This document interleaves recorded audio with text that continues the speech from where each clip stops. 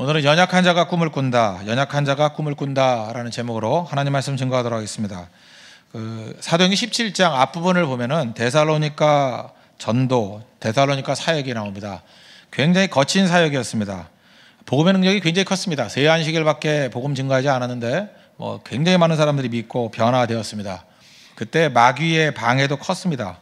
그 동네의 불량배들을 다 동원해가지고 핍박하기 시작했습니다. 그러니까 복음 방해의 극치다 이렇게 말할 수 있다는 것입니다. 그러면 항상 대비해야 됩니다. 우리 교회 같이 이렇게 전도를 많이 하거나 또 선교를 하거나 이러면 복음의 열매만 있는 게 아니라 마귀도 가만 안 있습니다. 그죠? 생각지도 않았던 사람 속에서 막 튀어나오기도 하고, 생각지 않은 곳에서 공격하기도 하고, 생각지도 않았던 우리 마음 가운데 시험이 들기도 하고, 온갖 것들이 다 벌어지게 된다는 것입니다. 말도 안 되는 도전을 했습니다. 배후에 마귀의 도전이, 마귀의 역사가 있기 때문에 그렇다는 것입니다. 그럼에도 불구하고 계속 전도했습니다. 마귀의 방해도 계속됐습니다. 그게 이제 사도행전에 나오는 전도행의 계속 얘기예요. 그러나 최종적으로는 승리하더라. 그러면 여러분들 너무 초조해할 거 하나도 없습니다. 언제나 복음의 능력이 활활 타오르는 것에는 마귀도 역사한다는 거. 그 마귀가 가만히 있으면 할 일이 없잖아요. 그래서 보면서 특이하게 여기지 말고 또 시작이고 이렇게 생각하면 별로 틀리지 않다는 것입니다. 오늘 베레아 교회의 스토리인데 두 가지 살피겠습니다. 복음 전도자의 자세, 또 하나는 좋은 성도의 특징. 이런 핍박과 어려움, 난관 속에서도 복음은 데살로니가뿐만 아니라 베레아에서도 크게 불타올랐다. 그게 메시지라는 것입니다. 첫 번째는 복음 전도자의 자세인데 10절을 보십시오. 밤에 형제들이 곧 바울과 실라를 베레아로 보내니 그들이 이르러 유대인의 해당에 들어가니라. 밤에 바울과 실라를 베레아로 보냈다. 어디 있는 얘기입니까? 데살로니가에 있던 바울과 실라를 베레아로 보냈다. 왜 그랬겠습니까? 바울이 믿음 있는 사람인데 그 정도 핍박 있다고 못 견디겠습니까? 계속해서 복음 증거하고 얼마든지 할 수 있었다라는 거예요. 이 정도 방해로 뒤돌아설 사람이면 사도라고 칭할 수도 없겠죠. 근데 왜 돌아섰습니까? 간단히 살피면 두 가지예요. 성도에 대한 사랑 때문에, 또 하나는 새로운 일에 대한 도전 때문에. 그래서 베레아로 밤중에 갔다는 것입니다.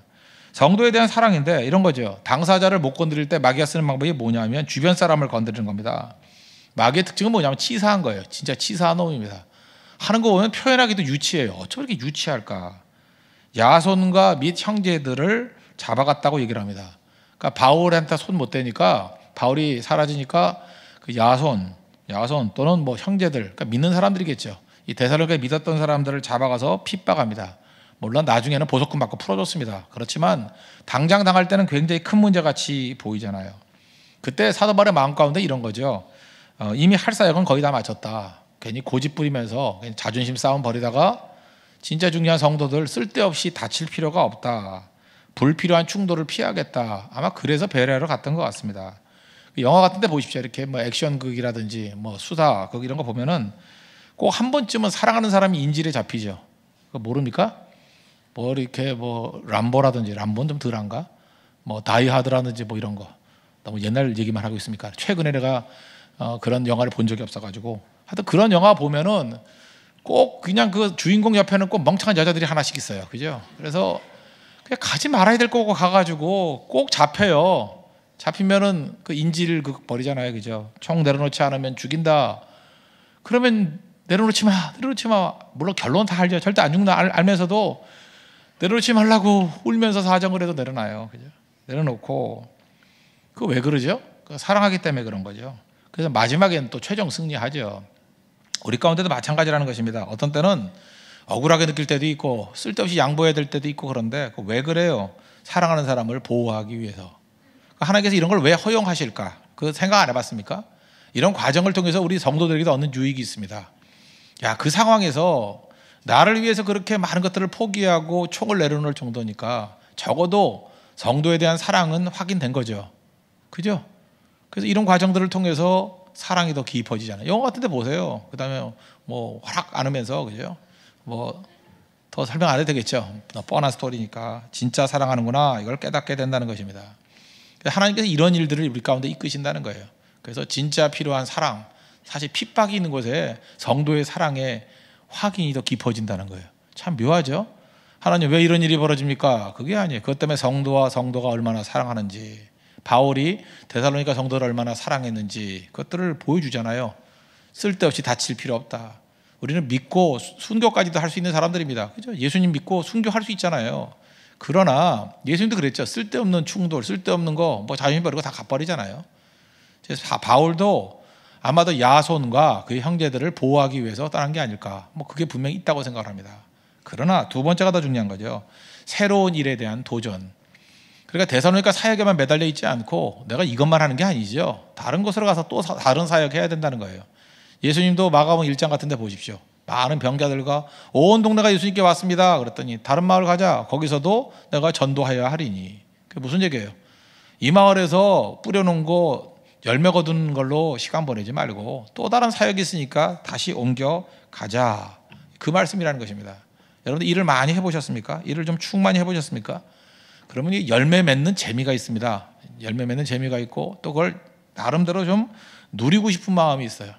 내가 이 죽을 고생을 다해서 이걸 이루어 놨는데 이제는 좀 누리고 살자. 열매를 먹기를 원합니다.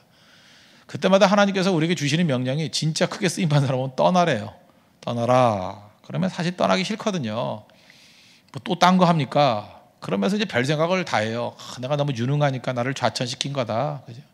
내가 너무 많은 영향력을 미치니까 나를 뭐 뒤집는 거다.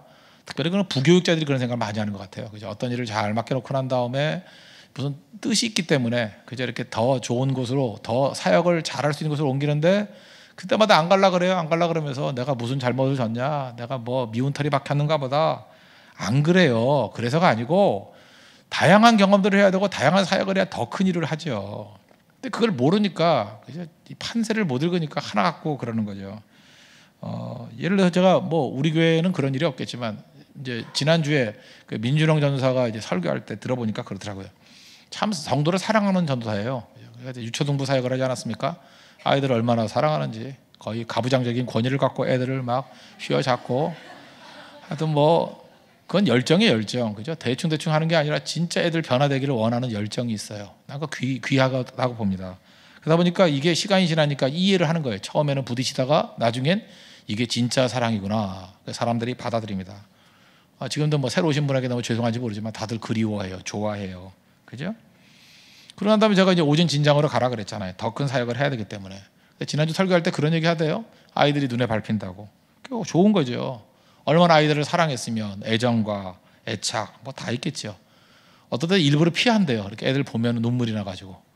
그게 왜 나쁜 거예요? 그게 좋은 거죠. 참 그게 아비의 마음이고 어미의 마음이고. 근데 목회자가 그래야 된다고 생각합니다. 그게 귀중한 거예요.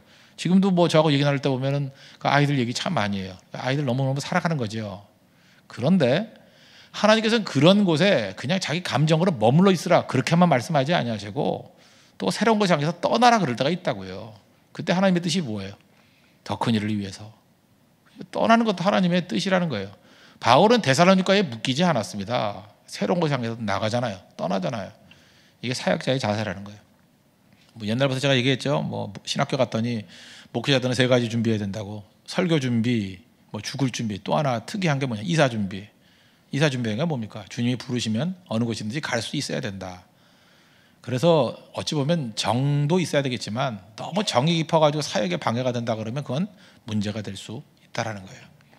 그래서 하나님 앞에서 일하고자 하는 사람들 떠나는 거 잘해야 됩니다. 떠나는 거. 그래서 어떤 부분에 이렇게 뭐 5년, 10년 이렇게 사역하다 보면 마음이 아프잖아요. 그냥 떠나기가. 그래도 더 큰 사역에 따르면 옮겨갈 수도 있는 거. 어떤 때는 너무 유능하기 때문에 험악한 것에 보낼 수 있어요. 미워서가 아니에요. 능력이 있으니까 어려운 데 가서 좀 이렇게 세우라는 거죠. 전체적인 그림이 있거든요. 하나님의 인도하신 가운데 이런 순종하는 종들 되기를 바랍니다. 이런 사람의 효시가 누굽니까? 창세기 12장에 보니까 아브라함이죠. 아브라함. 갈대아 우르에서 넉넉하게 살았습니다. 문제가 없이 살았는데 갈대아 우르를 떠나라 그러잖아요. 창세기 12장 1절을 보니까 여호와께서 아브라함에게 이르시되 너는 너의 고향과 또 친척과 아버지의 집을 떠나 내가 내게 보여줄 땅으로 가라. 이게 쉬운 일입니까? 정든 곳인데 뿌리가 있는 곳인데 보호막이 있는 곳인데 근데 가라 그러잖아요. 가라. 떠나는 게 중요하다. 떠났기 때문에 믿음의 조상이 된 겁니다. 떠나지 않았으면 어떻게 믿음의 조상이 될 수 있겠습니까? 어떤 때 그 일을 떠나라, 그 장소를 떠나라, 그 위치를 떠나라. 양보하고 떠났을 때 하나님께서 예비하신 게 있는 거죠. 더 풍성한 것으로 채워 주시더라는 것입니다. 오히려 떠나는 것이 은혜의 길이 될 수도 있다. 이걸 꼭 붙드는 모습이 있기를 바랍니다. 그러므로 이렇게 제가 보니까 주변에 있는 사람들 보면 하나님의 일을 많이 하거나 잘하는 사람들의 특징이 뭐냐면 이 스위치를 잘 끄고 키우는 걸 잘해요. 그 on과 off 이걸 참 잘하는 것 같아요. 그죠? on과 off. 그 제가 뭐 다른 분들한테 많이 배웠지만 저도 그런 것 같아요. 뭐 딴 사람 얘기를 하지 말고 제 얘기를 한번 들어볼게요. 대만 선교를 가지 않습니까? 대만 선교 가면 대만 선교에 올인해요. 그래야 되죠. 대만 선교 뭐 그땐 대만밖에 없어요. 뭐 세상이 대만밖에 없다고 생각하면서 뛰는 거죠. 그죠? 헌신했던 거. 그러다가 이제 마지막 날 올 때쯤 되면 이제 대만 거의 사역 끝나면 이제 또 스위치를 끄는 것 같아. 그때부터 이제 또 교회 와가지고 해야 될 설교와 사역들 그 생각이에요. 저는 하나님께서 그런 은사를 주신 것 같아요. 오늘 딱 키면 거기만 떠 있어요. 나머지 다 오프고. 그래서 어떤 사람은 좀 냉정하다 그럴 수도 있고 뭐 저럴 수 있나. 어떤 데는 그래요. 근데 그래야 되잖아요. 제가 이번에도 그 고성선교 가가지고 거기 계신 목사님이 상당히 탁구를 잘 치십니다. 예, 탁구를 되게 잘 치셔요. 제가 그분하고 처음 쳤는데 거의 브라질 대 한국과 이렇게 축구 시합하는 것 같은 뭐 상대가 안 되는 거죠. 그러나 저한테도 체력이 있다고 생각을 해가지고 제가 이틀을 깨지고 난 다음에 제가 몰래 저녁에 와가지고 물론 선교도 했지만 그 유튜브에서 그 라운드 스핀을 넣는 걸 막는 법을 제가 공부를 했어요. 이론적인 공부를. 아 이거구나. 이런 공부하고 그 다음날 해가지고 마지막 날 믿어지지 않는 일이죠. 우리 많은 증인들이 있어요. 그죠? 예, 세트 스코어 10대 3으로 이겼어요. 그분이 기절하는 거예요. 어떻게 하루 만에 이렇게 변화가 되는가. 하다 보니까 자랑이 돼버렸는데 그 다음부터 이제 그 김 목사님께서 가서 말씀이 없어지시고 침묵 모드로 들어가셨는데 이건 있을 수가 없는 일이다. 근데 그 이유가 뭐냐면 그런 거예요. 탁구를 칠 때는 탁구만 온해놓고 나머지 다 오프예요. 그죠? 설교 준비할 때는 설교 준비만 온이고 나중에 다 오프라고. 왜냐하면 나중에 시간이 지날 거 보니까 뭐 A라는 문제 때문에 근심 걱정이 있어서 B를 못했다. 이거 안 통해요. 다 별개의 문제거든요. 그렇잖아요. 저 목사인데 제가 기분이 좋을 일만 있겠습니까? 기분 상할 일도 있고. 뭐 어떤 때는 뭐 다른 사람과 다툴 일이 없겠어요. 가정끼리도 뭐 이렇게 가정에서도 뭐 문제가 없겠어요? 있지만 그것 때문에 나머지 영향 미치는 것들을 차단하는 법 배워야 돼요. 특별히 부교육자들 꼭 배워야 돼요. 부인은 아내는 조력자이자 방해자입니다. 잊지 마십시오. 조력자이자 방해자. 우리 집이 그렇다는 얘기는 절대로 아니고요. 뭐 그냥 일반적인 얘기를 하는 거예요. 근데 가끔가다 이게 부역자들 보면은 그 목회자의 아내 때문에 사역에 지장을 받는 경우가 있어요. 그건 정 어리석은 거예요. 그럴 때는 어프해 버려야 돼요. 어프해 버리고 사역에 집중하고. 근데 그게 질질 끌려가지고 옛날 얘기했잖아요. 그 어떤 교회 수련회를 갔었는데 그게 한참 된 얘기입니다. 수련회 중에 그 담당 교육자가 집에 가버렸대요. 이유가 뭐냐면 그 아내가 남편 안 오면 이혼한다 그랬대요. 그 목회자 아내가. 그랬더니 이 쪼다 같은 놈이 그걸 끌려갔어. 그죠? 이혼하면 안 된다고 해서 부인 달래준다고 애들 다 버려두고. 내가 그걸 수습하고 온 적이 있어요. 나 얼마나 화가 나는지. 그죠? 그건 그거고 거기에 갔으면 그 안에 충성을 다하고 헌신하고 해야죠. 심지어 저는 이렇게 생각해요. 심지어 만약 가족 가운데 뭐 부모님이 돌아가셨거나 장례식이 있다 할지라도 그죠? 만약에 그게 하루 마지막 마무리를 진다 그러면 저는 마무리 짓는 것도 틀린 건 아니라고 생각을 해요. 그게 사역자죠. 그렇지 않습니까? 자기가 맡겨진 사역은 충성을 다하는 거. 우리 가운데 그런 일이 굉장히 많다는 것입니다. 여러분 지금도 우리 교회에서 일꾼들을 세울 때 성숙함이 뭔지 아십니까? 우리 마귀는 계속해서 본질 말고 다른 걸로 우리를 괴롭혀요. 그럴 때 그거를 오프해놓고 사역에 온할 수 있는 사람, 그게 능력이에요. 이번에도 고성선교 직장이나 가정에 많은 문제가 있던 사람이 있었어요. 근데 그걸 오프해놓고 선교 사역에 가서 그것만 충성을 했어요. 다 그런 건 아니지만 몇몇 사람들은 돌아와 보니까 하나님이 다 해결해 주셨다. 그런 전통적인 해답을 얻은 사람도 있고 뭐 돌아와봐야 하나도 변화 안 된 사람도 있고 저는 그 똑같이 천편일률적으로 다 되는 건 아니라고 생각을 해요. 그러나 그렇게 오프하고 온할 수 있었던 사람은 분명히 신앙의 성장이 있었던 거예요. 인생 그렇게 사는 겁니다. 예를 들어서 마음이 뭐 안 좋다. 일 안 할 거예요? 성경 안 할 거예요? 그러면 그런 사람들 특히 뭐냐면 성경 가기 하루 전 이틀 전에 엄청난 시험이 있는 거예요. 왜? 이 사람 마음만 괴롭히면 사역 안 하거든요. 그러니까 시험에 타겟이 되는 거죠. 그건 한 번만 이기면 마귀는 그쪽으로 손 안 대요. 뭐 딴 거로 손대겠지. 유혹으로 손대겠지. 뭐 풍성함을 줘가지고 그죠? 성교 가지 말고 뭐 유럽 티켓이 뭐 공짜 2장 얻는다든지 뭐. 그러고 넘어가면 이제 유럽 갔다 못 와요. 이제 그런 일이 벌어지고 그죠? 하여튼 시험의 내용이 바뀐다. 내용이. 그렇지만 적어도 우리가 이 땅을 살아가면서 마귀가 이런 저질로 시험하는 거에 넘어가서는 안 되겠죠. 그죠? 마음 힘들게 해가지고 사역을 못한다, 이건 말이 안 되는 거 아니에요? 그죠? 그건 이길 수 있어야죠. 사도 바울 그 사역들을 보면은 굉장히 괴로운 일들이 되게 많았어요. 그러나 여전히 사역은 계속하고 있더라. 어떤 때는 바나바와 다투기도 하고 마가가 떠나기도 하고. 사역 중단한 적 봤어요? 마음이 편했겠어요? 뭐 야손이 끌려가고 끝까지 주의 사역 감당하더라는 것입니다. 우리 가운데도 이런 모습들이 꼭 있기를 바랍니다. 그래서 여러분들 사역에 충성하기 위해서는 언어후 철저히 할 줄 아는 그 모습이 있어야 된다는 거예요. 그러면 승리할 수 있다는 것입니다. 마귀는 이런 거예요. 두고두고 옛날 이야기합니다. 밤낮 옛날 거 들춰내기. 그 왜 그러죠? 그래 마음이 괴로워지니까. 근데 사도 바울은 어떤 모습이었죠? 데살로니가의 사역은 접고 언제나 미래의 새 일을 위해서 나아가잖아요. 새로운 일. 이제 어떤 사역이 기다리고 있어요?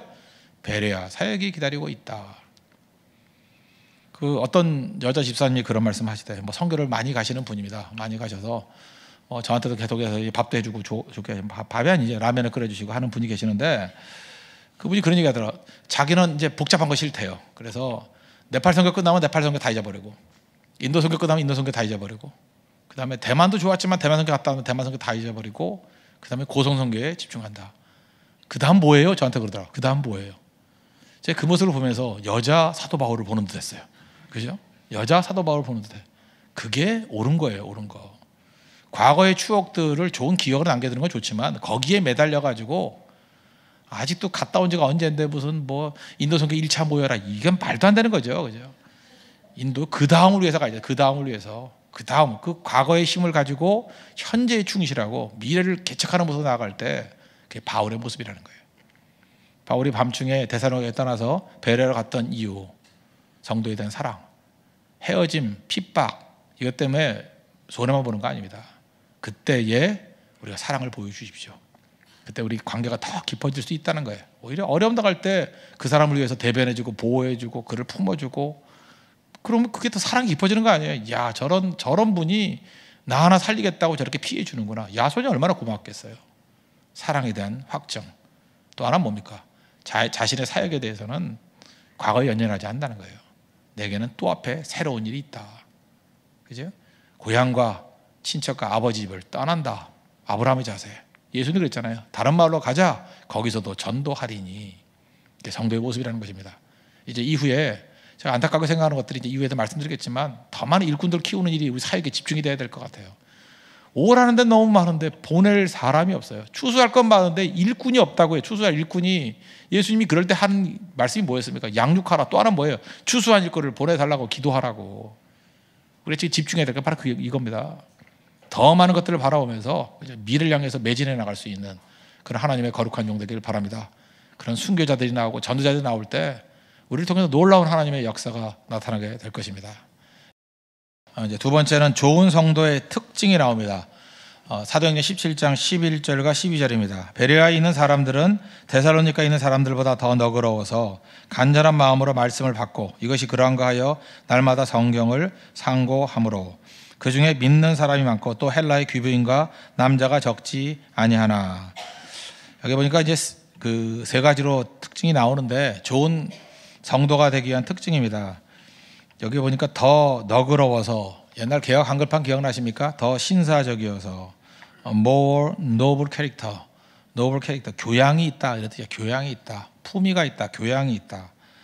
그래서 좋은 성도가 되기 위한 첫 번째 조건은 뭐냐면 교양이 돼야 됩니다. 그럼 교양이 있다는 게 뭐냐? 노블하다는 게 뭐냐? 좋은 것을 드러낼 줄 아는 겁니다.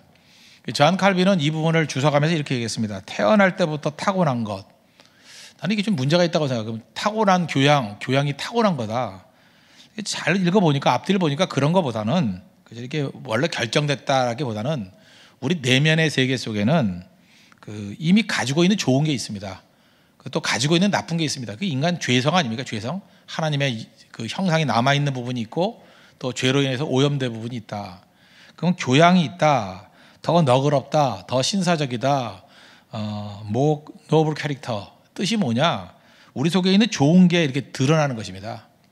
좋은 게 드러나는 것. 그게 좋은 성도의 특징이라는 것입니다. 좋은 것.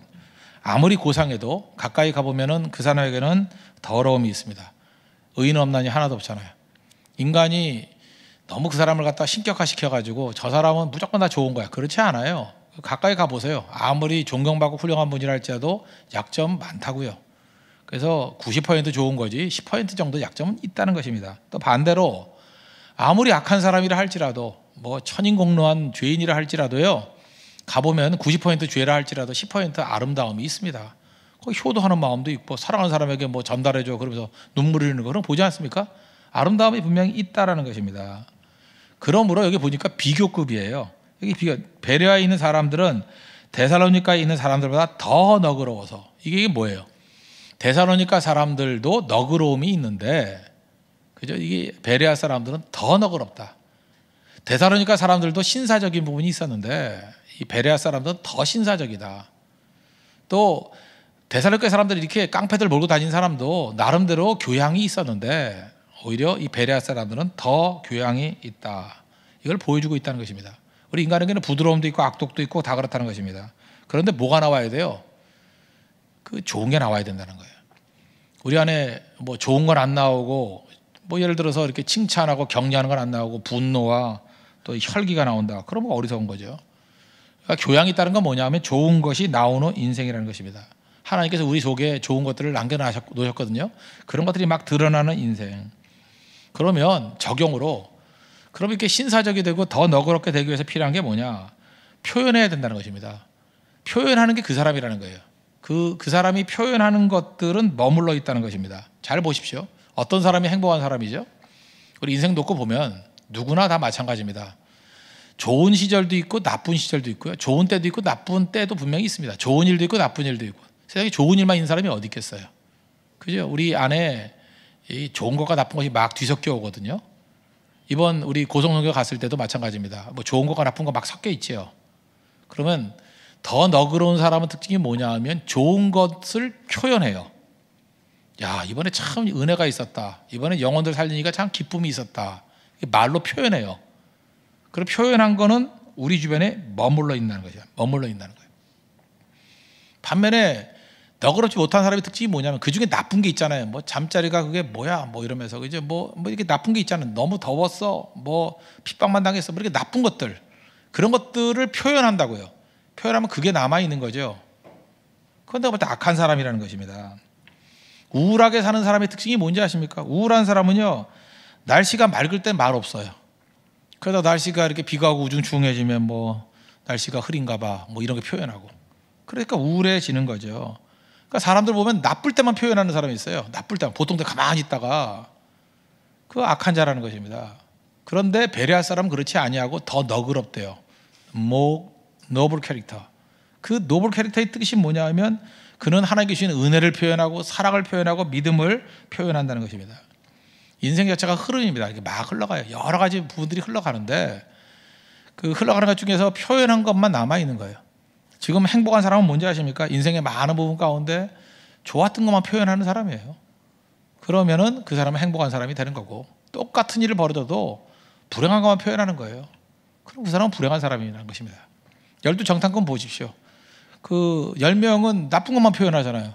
그래서 다 망했고, 두 사람은 하나님 주신 약속 붙들고 주님이 함께 하시면 승리할 수 있다. 우리 먹이다. 그렇게 표현하니까 구원받은 백성, 가나안 땅에 들어가는 백성이 되지 않았습니까? 그러니까 이 베레아 사람들의 더 너그러워서, 이 말씀은 하나님 앞에 좋은 것들을 표현해서 머무르게 만드는 것, 그게 필요하다는 것입니다. 옛날에 이런 비유를 참 많이 들었는데, 남녀지간에 이렇게 결혼하지 않습니까? 결혼하는데 누구와 결혼합니까? 사랑하는 사람과 결혼합니까? 엄밀히 말해서 맞죠. 사랑하는 사람과 결혼해야 되겠죠. 그러나 사랑하는 사람과 결혼하는 게 아니라 사랑한다고 말한 사람하고 결혼하는 거예요. 여기 총각들도 많이 있고 결혼한 사람도 있겠지만, 뭐 인생 살다 보면은 뭐 좋아하는 남자나 좋아하는 여자가 딱 하나였겠어요? 중학교 때도 마음에 드는 애 있었죠. 고등학교 때도 있었죠. 대학교 때도 물론 많이 있었을 거고. 지나가다 보면 이렇게 마음에 끌리는 사람 있잖아요. 끌리는 남자가 있고 끌리는 여자가 있고. 그러면 자기 마음에 끌리는, 예를 들어서 A라는 사람이 100이 끌리고 B라는 사람은 50밖에 안 끌렸어요. 그러면 결혼을 100이 끌린 사람과 하든가요? 안 해봐서 아직 몰라요? 정상적으로는 100이 끌리는 사람과 결혼해야 되잖아요. 근데 100이 끌리는 사람한테 머뭇거리다가 말을 못했어. 근데 옷이 끌리는 사람한테 가가지고 당신 보면 흥분이 돼요. 당신 보면 설레임이 있어요. 당신하고 같이 살고 싶어요. 뭐 이런 식의 표현을 했다고요. 그러니까 상대도 그래요? 뭐 나도 그런 것 같아요. 그래서 결혼한 거라고요. 그러니까 문제가 뭡니까? 표현이에요, 표현. 그러니까 여러분들 어떤 사람과 결혼하고 싶으면요 반드시 표현을 해야 됩니다. 표현하지 않으면 흘러갈 뿐이에요. 마찬가지로 하나님께서 우리에게 주신 많은 경험들이 있는 것들을 좋은 것들을 붙들고 표현해야 돼요. 그럼 머물러 있는 거고 파멸의 나쁜 것들, 온갖 쓰레기 같은 것들만 계속 표현하면 여러분 인생이 쓰레기가 될 수밖에 없다는 것입니다. 그래서 얘기인데 인생은 흐름이라 그랬죠. 흘러가는 거, 별것 아닌 것, 중요하지 않은 것, 부정적인 건 그냥 패스시켜 버려요. 그걸 왜 언급을 해요? 그러니까 예를 들어서 나 기분 우울해. 우울할 수도 있죠. 저도 뭐 우울할 때 없겠어요? 근데 그걸 왜 표현해? 그냥 가만히 있으면 되지. 한 10분 있으면 밝아지는데 밥 먹을 거 나오면 밝아지는데 난 그렇잖아요. 근데 그걸 왜 우울하다고 표현하고 어떤 사람은 또 글로 남겨. 나는 우울하다. 혹시 뭐 SNS에 그런 걸 남긴다 그러면 뭐 며칠 잘 모르는 사람이 그 사람을 봐요. 보면 뭐라 그랬어요? 이 사람 우울한 사람이구나. 절대 우리 회사에 채용하면 안 되겠구나. 이렇게 생각 안 하겠어요? 그렇잖아요. 어떤 사람은 계속 밝은 얘기만 해요. 그럼 그 사람이 맨날 밝겠냐고요? 아니죠. 밝은 것만 반응하는 사람이라고. 그래서 그 사람은 어떤 거냐면 A라는 사람하고 B라는 사람은 사실 별 차이가 없는 사람일 수 있다고요. 그런데 좋은 것들은 다 표현하는 사람은 좋은 사람이고요. 나쁜 것들만 계속해서 표현하는 사람은 나쁜 사람이라니까요. 이제 아시겠습니까? 그게 더 너그러워서 노블 캐릭터. 베레아 사람들은 그런 사람이었다는 것입니다. 우리가 그 심리학에서 잘못 배운 게 있어요. 그게 뭐냐면 분노에 대한 잘못된 접근이에요. 그게 상처 이론인데 어렸을 때 상처를 받은 게 있다 그러면 다 표현하래요. 표현해야 내적 분노가 사라진대요. 내적 치유가 된대. 그래서 내적 치유하는 사람들 보면 맨날 하는 얘기가 뭐냐면 옛날에 있었던 일 다 말해 그거죠. 옛날에 있었던 거 다 말해야 치유가 된대요. 저는 성경은 그거 지지하지 않는다고 생각합니다. 속에 있는 것들은 다 말하려고 하면 하나님께 말하십시오. 그 상담자한테 말한다고 되는 거 절대로 아니에요. 상담자한테 말하면 소문만 내고 다닐 가능성이 커요. 잊지 마십시오. 누가 사람한테 고백하래요? 캐톨릭이에요? 왜 신부한테 고백하려고 그래? 목사한테 고백하려고 그래? 필요 없어요. 다 하나님께 하라는 거예요. 하나님께. 그리고 표현하면 치유가 된다고요? 사람한테 표현해봐요. 상처 치유가 되던가. 오히려 자기가 말하는 것, 나쁜 얘기 잠깐 말하다 보면 그 나쁜 게 자기 마음속에 굳어지죠. 오히려. 그래서 옛날에 그런 얘기 있잖아요. 그 쓸데없는 소리 들으면 귀를 씻었다고. 그 다음에 나쁜 거는 입에 담지도 말라고. 그 왜 그래요? 말을 반복하는 순간에 그게 머물러 버리기 때문에 그렇다는 거예요. 그래서 우리 너그러운 사람, 더 너그러운 사람이 되기 위해서 필요한 게 뭐냐 하면 나쁜 것들은 패스시켜 버리고 좋은 것들은 항상 말을 해서 머무르게 만들어야 돼요. 하나님 내게 은혜 주셨어. 그리고 간증하고 고백하고 찬송하고 그럼 머물러요. 계속해서 그 은혜가 머물러 있다는 것입니다. 그게 승리하는 길이라는 것입니다. 하나님 앞에서 여러분들 더 너그러운 사람 되는 축복이 임하기를 바랍니다. 두 번째는 간절함이라고 했죠. 간절한 마음으로 말씀을 받고. 좋은 성도의 특징 두 번째는 간절함이라는 거예요. 근데 성경은 참 재밌는데 왜 베레아 사람들이 간절했는지에 대해서는 설명하지 않아요. 왜 간절한지는 몰라요. 그러나 간절함이 있다라는 것만 확실하죠. 간절함이 있으면 은혜를 받아요. 여러분 마찬가지입니다. 뭐 어떻게 해야 간절함을 받느냐 그거보다도 간절함이 있어야 된다는 거예요. 혈류증 앓는 여인 보십시오. 간절함 가지고 낫기를 원합니다. 그랬더니 나았잖아요. 굳이 말한다 그러면 성령께서는 우리에게 간절함을 주십니다. 성령의 은혜가 임하면요 이상하게 크게 간절해져요. 꼭 하고 싶은 마음이 생긴다고. 잠언 8장 17절 보니까 나를 사랑하는 자들이 나의 사랑을 입으며 나를 간절히 찾는 자가 나를 만날 것이니라. 어느 순간인가 간절히 하나님을 찾고자 하는 마음이 생겨요. 하나님 없이는 안 됩니다. 엎드려 기도하고 하나님 나를 만나주세요. 그 간절함 그때 살아나기 시작한다는 것입니다. 은혜가 임하면 간절함이 임해요. 그래서 바울이 자기 믿음의 아들인 디도에게 이렇게 기도해요. 그 고린도서 8장 14절 16절 보니까 너희를 위하여 같은 간절함을 디도의 마음에도 주시는 하나님께 감사하노니. 먼저 바울에게 간절함이 임했대요. 그래서 하나님 앞에 기도했는가 봐요. 하나님 저 디도에게도 이런 간절함을 주십시오. 그랬더니 하나님께서 디도의 마음에도 주셨대요. 그래서 디도에 마음에도 간절함을 주시는 하나님께 감사하노니. 그러니까 우리가 서로 우리 리더들이라 그러면 양떼들을 위해서 기도해야 돼요. 먼저 본인이 주를 향한 간절함이 있어야 되고, 하나님 이들에게 간절함을 주십시오. 그럼 하나님이 부어주신다는 거예요. 성령을 통해서. 그 간절함이 있는 성도가 중요하다는 것입니다. 간절함이란 건 뭐냐? 우리는 항상 포지션, 위치를 중요하게 여기는데, 위치가 아니라 간절함은 방향이에요. 방향. 어디를 향하고 있느냐. 잘 보세요. 우리는 누가 죄를 졌는지 안 졌는지 그에 관심이 참 많습니다. 사울하고 다윗을 보십시오. 겉으로 드러난 죄, 겉으로 드러나는 거예요. 사울이 있습니까? 뭐 제사장 대신에 뭐 선지자 대신에 뭐 번제 드렸다, 뭐 다 죽이라는데 좀 안 죽이고, 죽이긴 죽였잖아요. 좀 몇 개 남겨놨다. 사실 여러분들이 딱 느낄 때 그게 뭐 그렇게 큰 죄 같이 느껴져요. 겉으로 드러나는 뭐 사울의 죄 그러면 뭐 기억하기도 힘들잖아요, 그죠? 뭐 그럴 수도 있지. 그런데 하나님은 망령 때는 망할 놈이래요. 망할 놈이래요. 그 왜? 간절함이 없거든요. 하나님에 대한 간절함이 없어요. 사울은 언제나 세상에 관심이 있어요. 세상을 향한 마음, 자기를 향한 마음, 내가 얼마나 인정을 받느냐, 내가 얼마나 사람이 나를 칭찬하느냐, 또 세상 사람들이 얼마나 내 결정에 대해서 따르느냐, 그 사람들의 그 평판, 사람들에 대한 평판, 사람들에 대한 인기, 또 자기 자신에 대한 셀프 이스팀, 뭐 이런 것들, 간절함이 없는 거죠. 그러니까 그는 하나님의 버림받은 종이 되는 거고. 다윗을 보십시오. 다윗 범죄 많이 했잖아요. 간음도 하고 살인도 하고 뭐 교만죄도 있고 뭐 인구조사도 하고. 그렇지만 우리가 성경을 읽어보면서 느끼는 게 뭐예요? 다윗은 심지어 죄를 지는 순간에도 하나님에 대한 간절함이 있었어요. 그죠? 내가 하나님의 백성인데 이 꼴이 뭡니까 하는 그런 모습이 있었다고. 간절함은 방향성이에요. 방향성. 여러분 자녀들이 내가 뭐 아빠한테 못해준 게 뭐 있어, 엄마한테 못해준 게 뭐 있어, 당당하게 있으면 말해봐 이러는 자녀가 좋아요. 아니면 맨날 깨트리고 넘어뜨리고 맨날 성적은 꼴찌에서 3번째 나오고, 그렇지만 엎드려가지고 아버지 내가 잘하고 싶었는데 왜 나는 머리가 안 될까요? 뭐 이러고, 그죠? 공부 열심히 했는데 이해가 안 돼. 그리고 울면 가슴 아프지 않겠어요? 미안하다 얘야, 유전이란다 그러면서 이렇게 같이 가슴 아파하지 않겠어요? 그게 간절함이에요. 간절함. 간절함은 다 한다, 다 했다, 결과 그런 거 아니에요. 그냥 안타까운 마음이에요. 안타까운 마음. 나 주님 사랑하는데 왜 안 되죠?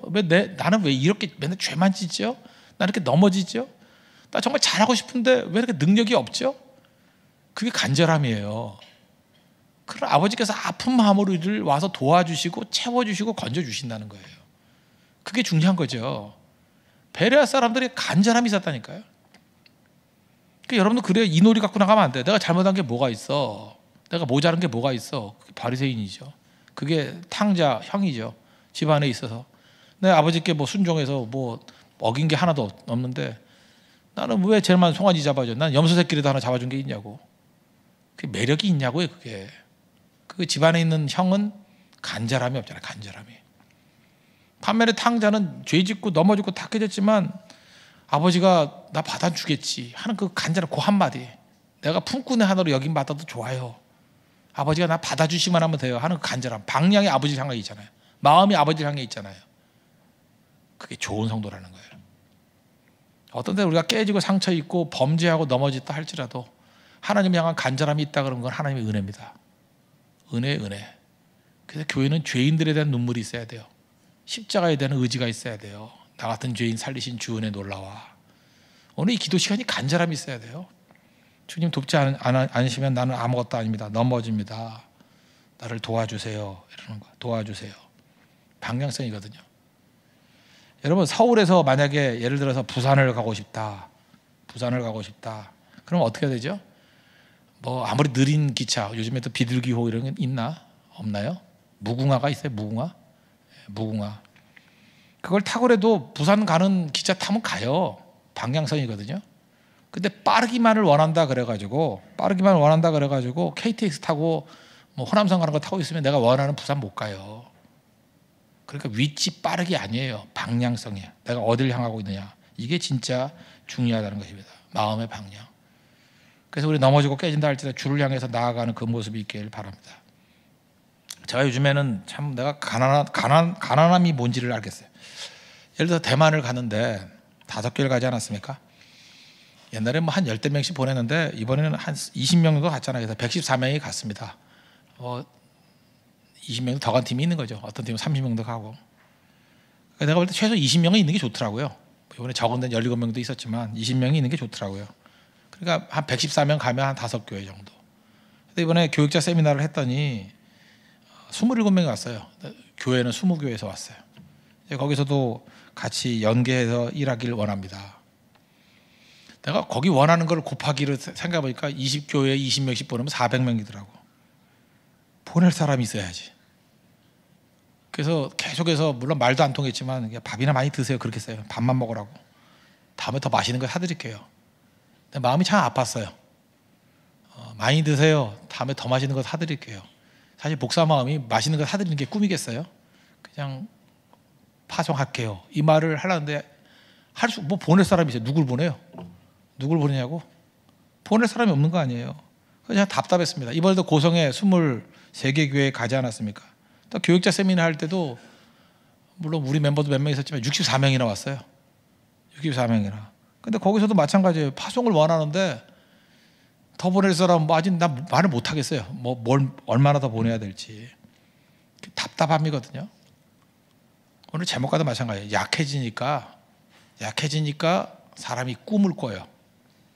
약해지니까 지금 당장 해줄 수 있는 게 없잖아요. 그러니까 그때 저는 꿈을 많이 꿨어요. 하나님께서 우리에게 부흥을 주시고 일꾼을 세워주셔서 여기 있는 사람 다 보내야지. 말은 못했어요. 꿈이니까. 꿈 얘기 함부로 하다가 요태까지 끌려가잖아. 그러니까 꿈만 꿨지. 약한 자가 꿈꾸는 거예요. 강한 자는 꿈 안 꿔요. 그냥 해버리지. 제가 옛날에 뭐 그런 얘기 들었잖아요. 어떤 가난한 아버지가 있는데 그 성탄절에 아들이 뭐 이렇게 비싼 물건을 살라 그래요. 못 사게 하죠. 돈이 없으니까. 싼 거 해라. 얘가 정신 차리죠. 내가 괜히 욕심 부렸다고. 아버지 돈 없지. 깨달은 거예요. 그래서 나 필요 없어요. 그리고 아버지하고 아들이 집으로 오는데 아버지도 말이 없고 아들도 말이 없는 거예요. 근데 말은 없지만 두 사람은 어마어마하게 대화를 하는 거죠. 아버지는 무슨 대화를 하나요? 아들아 미안하다. 내가 돈이 없어서 못 해주는구나. 내가 돈 많이 벌어서 빨리 돈 많이 벌어서 네가 원하는 거 꼭 사줄게. 아버지의 말 없는 대화고. 아들도 얼마나 미안합니까? 아버지 내가 철이 없었어요. 아버지 돈 없는 거 다 알면서 괜히 내가 욕심이 생겨가지고 그거 잠깐만 집었다 놨다 해서 아버지 마음 아프게 해서 죄송해요. 나중에 이 아이가 커가지고 그런 얘기 하는 거예요. 그 순간 자기하고 아버지 사이에는 가장 많은 대화를 했다고. 한마디 말도 안 했는데 가장 많은 대화를 했다고. 그 아버지와 아들이 지금 하는 게 뭐예요? 꿈꾸고 있는 거예요. 연약하니까 꿈꾸고 있는 거예요. 하나님께서 여러분들에게 약함을 주십니다. 왜 약함을 주시냐 아십니까? 약해져야 꿈을 꾸거든요. 하나님 나라 꿈을 꾸거든요. 내가 힘이 있으면 큰 소리 쳐요.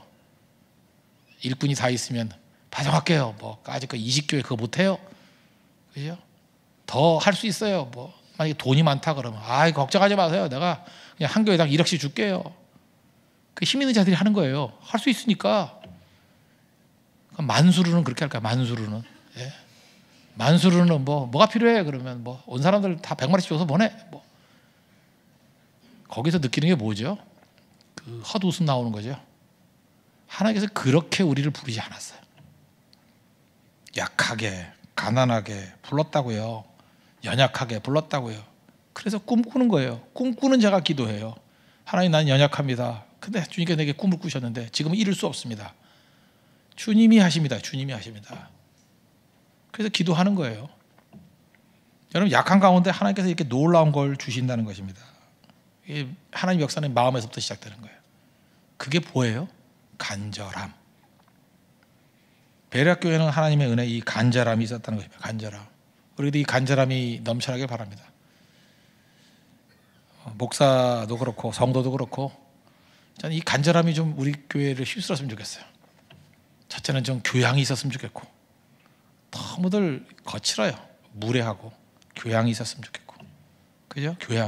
교양은 뭐예요? 내 속에 좋은 것들을 표현할 줄 아는 거. 왜 그 좋은 게 많은데 좋은 거는 다 침묵하고 나쁜 것만 드러내려고 그래.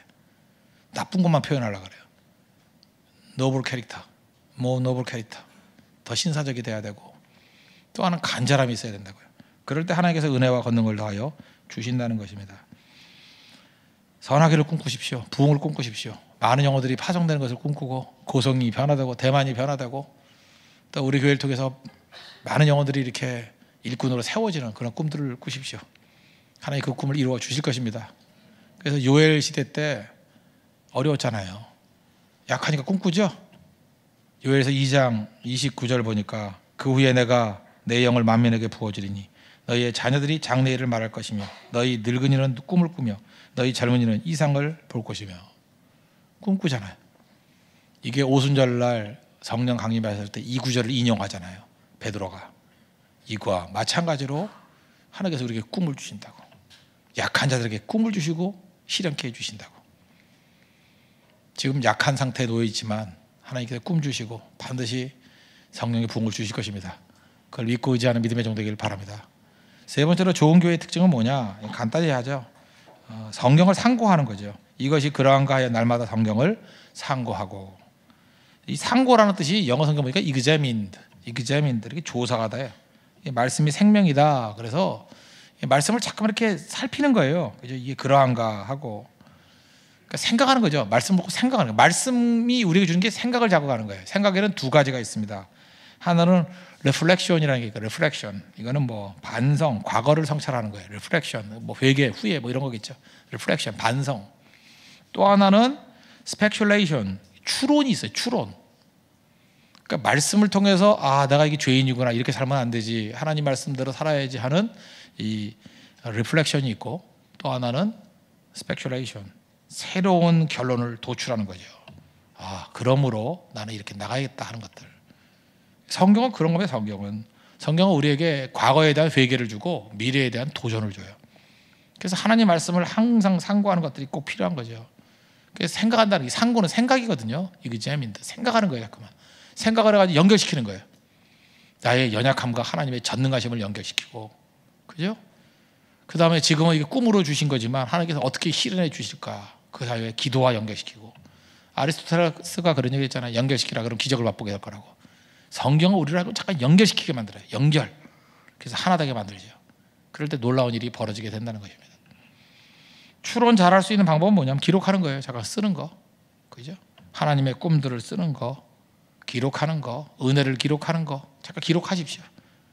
그래서 참 묘해요. 좋은 거는 하나도 기록 안 하고요, 나쁜 것만 기록하려는 사람이 있어요. 그 참 이상하죠. 좋은 은혜가 있을 때는 입 다물고 있다가 꼭 무슨 자기 삶에 무슨 시험이 오거나 난관이 오면 그때만 표현하는 사람이 있고. 기록이 그 문화입니다. 그 사람입니다. 좋은 거 기록하십시오. 그래서 풍성해질 수 있는 하나님의 종 되기를 바랍니다. 잠언 10장 14절 보니까 지혜로운 자는 지식을 간직하거니와 wise man store up knowledge. 지식들을 이렇게 store up, 이렇게 쌓아놓은대요. 이게 간직한대요. 그러니까 똑같은 말씀이죠. 하나님의 은혜 가운데 성경을 보면서 하나님께서 내게 주신 말씀을 이렇게 쌓아놓는다고요. 신명기 17장 18절을 보니까 나 이게 참 특이하더라고요. 그가 왕위에 오르거든, 왕 얘기입니다. 왕위에 오르거든 이 율법서의 등사본을 레위 사람 제사장 앞에서 책에 기록하여. 그러니까 무슨 얘기냐면 왕이 할 일 중에 하나가 뭐냐 하면 성경을 읽는 것도 있지만 성경을 베껴 쓰는 걸 하라는 거예요. 누구 앞에서요? 그 제사장 앞에서. 그래서 이스라엘 왕들은 뭐 붓을 줬든지 뭘 가지고 그렇게 쓴 것 같아요. 하나님 말씀을. 여러분 왕이죠. 왕 같은 제사장이죠. 여러분 성경 말씀 쓰십시오. 뭐 다 그래서 어떤 사람은 뭐 개인이 쓴 필사본 성경이 있잖아요. 특별히 뭐 북한 같은데 핍박받는 성도들이 많이 썼는데 성경 쓰기도 괜찮은 것 같아요. 뭐 이렇게 책으로 모아하는 것도 중요하지만 뭐 예를 들어서 이번 방학 때 난 로마서를 한번 쓰겠다. 뭐 다 쓰지 마십시오. 팔만 아프니까, 그죠? 그러니까 한 권 정도씩 쓰는 거 참 좋을 것 같아요. 평생 한 번 정도 다 써보기는 거. 성경 평생을 놓고 난 쓰는 것보다는 좀 읽는 게 더 좋다고 해요. 많이 읽으시고 많이 읽어야 되지만 그래도 쓰는 것도 우리 왕이니까 한 번쯤은 써야지. 그래서 이번 8월 오늘 1일 2일이고 하니까 8월 한 달 동안 로마서 쓰면 되잖아요. 오늘은 1장 2장 왜냐 빼먹을 게 있으니까, 그죠? 16장까지니까 한 달 동안에 쓴다 그러면 다 쓸 수 있지 않겠습니까?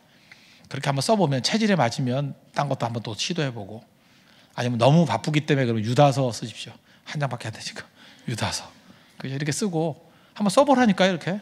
그래서 내가 쓴 성경 이렇게 써보면 달라요. 그죠? 왕들이 그런 일 했다. 왕들이 그 기록하면서 쓰다 보면 하나님 성령이 기름 부어주셔요. 이 말씀에 불을 확 붙여주신다고. 그래서 하나님의 은혜 가운데 쓰임받는 거룩한 종이 된다는 것입니다. 우리 교회가 좋은 교회, 좋은 성도가 많이 배출됐으면 좋겠습니다. 그러기 위해서는 세 가지. 베레아 성도들과 마찬가지로 이제 더 너그러워서, 더 신사적이어서 교양인 돼야 됩니다. 교양인. 좋은 것들을 표현하고 나쁜 것들은 패스시킵시오. 그게 교양인입니다. 그리고 또 한 가지 간절함. 성령께서 주시는 거죠. 방향성이에요.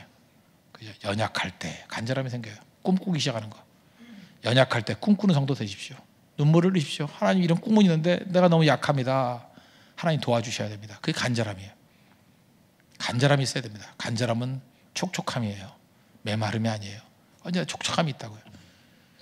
그리고 세 번째, 날마다 그러한 거 하면 성경을 상고하십시오. 성경을 옆에 두십시오. 성경 없이 살지 마십시오. 그게 제일 강력한 성도가 될 수 있는 길이라는 것입니다. 그런 은혜가 넘쳐나는 믿음의 신실한 종 되기를 바랍니다. 모두 자리에서 일어나겠습니다. 에베네셀의 하나님 찬양하고 우리 교회의 신앙과 개인의 신앙에 관한 기도드리겠습니다. 하나님 이런 좋은 베레아 성도와 같은 종들 되게 해달라고 우리 기도하는 마음으로 찬양하겠습니다. 에베네셀의 하나님.